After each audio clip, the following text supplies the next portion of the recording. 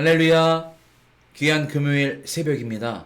이 새벽에도 하나님 말씀을 듣고자 또 하루를 하나님과 동행하기 위해서 오신 우리 성도님들 앞에 하나님의 은총과 사랑이 함께 하실 줄 믿습니다. 오늘은 시편 말씀을 나누면서요, 함께 하나님께서 주시는 또 메시지를 기억했으면 좋겠는데요. 오늘 함께 나눌 말씀은 시편 40편 1절부터 3절 말씀입니다. 제가 봉독하여 드리겠습니다. 내가 여호와를 기다리고 기다렸더니 귀를 기울이사 나의 부르짖음을 들으셨도다. 나를 기가 막힐 웅덩이와 수렁에서 끌어올리시고 내 발을 반석 위에 두사 내 걸음을 견고하게 하셨도다. 새 노래 곧 우리 하나님께 올릴 찬송을 내 입에 두셨으니 많은 사람이 보고 두려워하여 여호와를 의지하리로다. 아멘.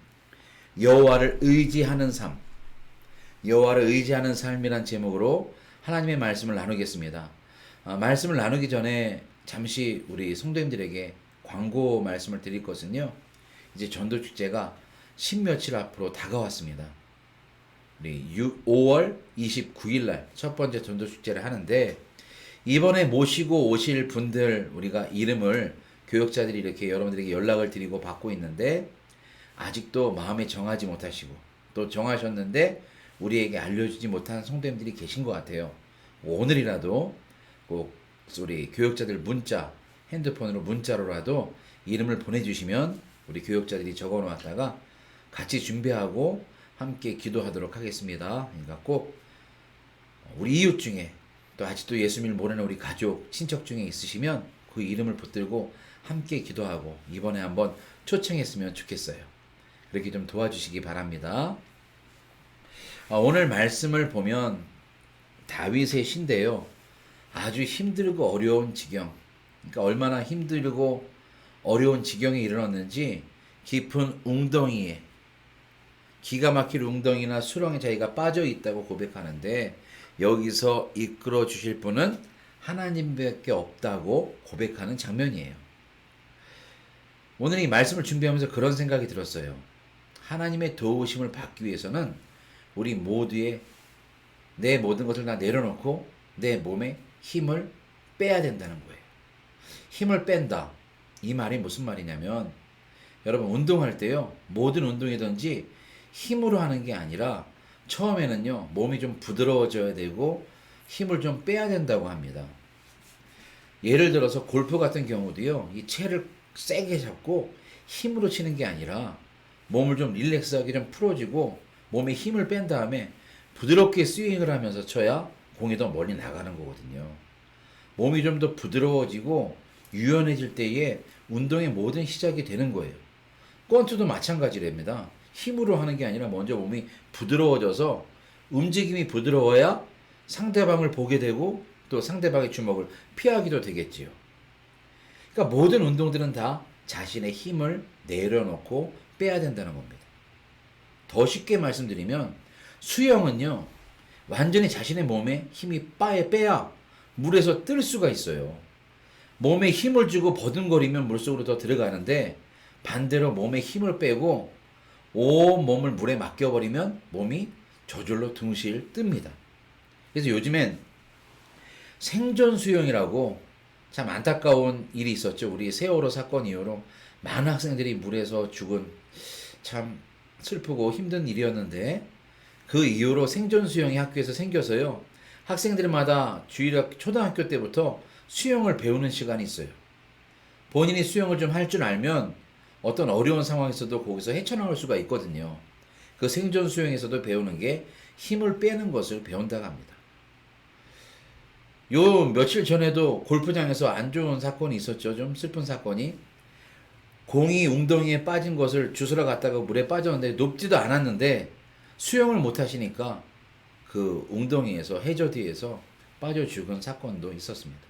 그러고 보면 우리는 모든 일을 할 때에 기본적인 것은 당연히 알아야 되고, 시작할 때에 나의 몸에 힘을 빼야 된다.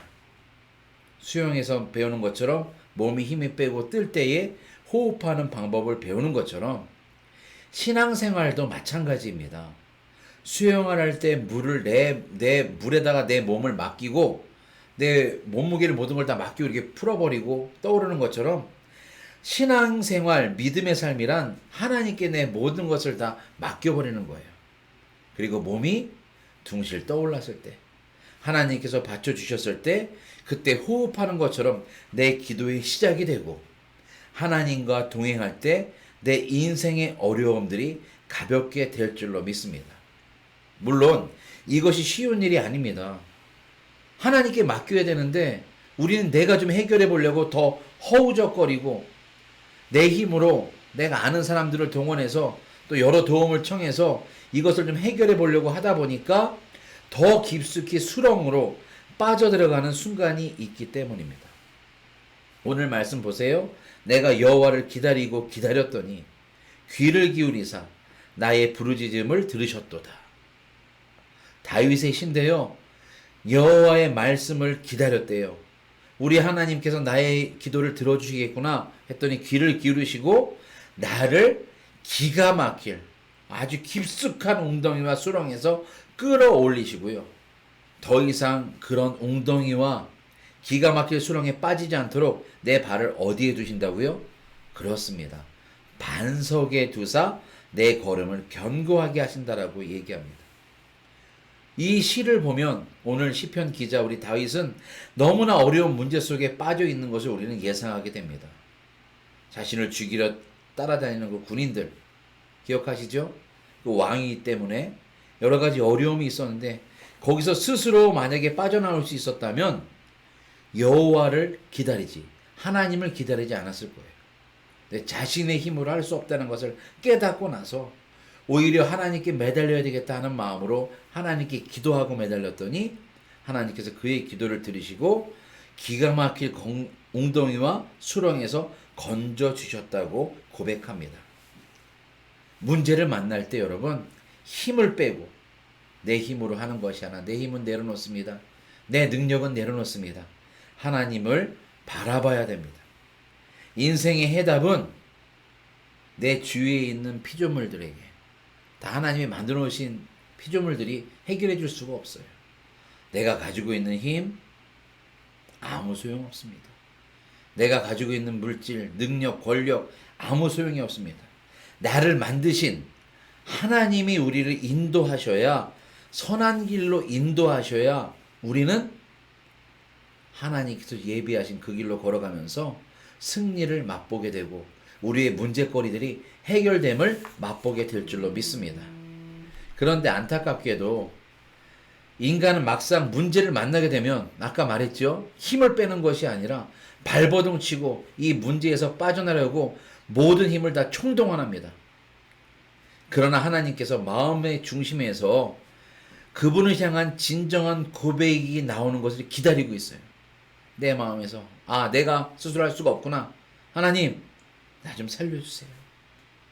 나의 주님이라고 믿음으로 외칠 때에 그것을 들으시고 하나님께서 도와주십니다. 오늘 시편 40편 3절에 우리 같이 보았죠. 3절에 보니까 새 노래 곧 우리 하나님께 올릴 찬송을 내 입에 두셨으니 마른 사람이 보고 두려워하여 여호와를 의지하리로다.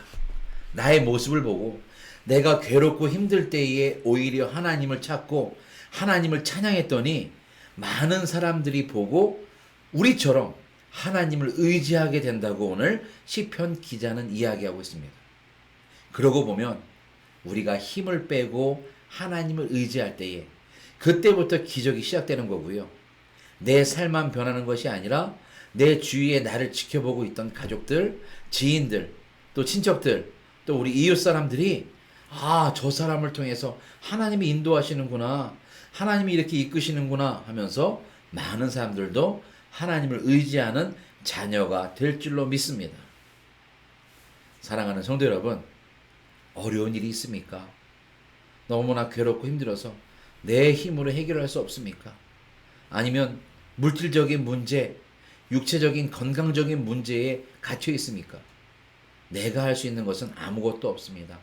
오히려 이럴 때에 힘을 빼고 하나님을 바라보는 저와 여러분들이 되었으면 좋겠습니다. 하나님을 믿는 우리의 걸음은요, 멈추지도 흔들려서는 안 됩니다.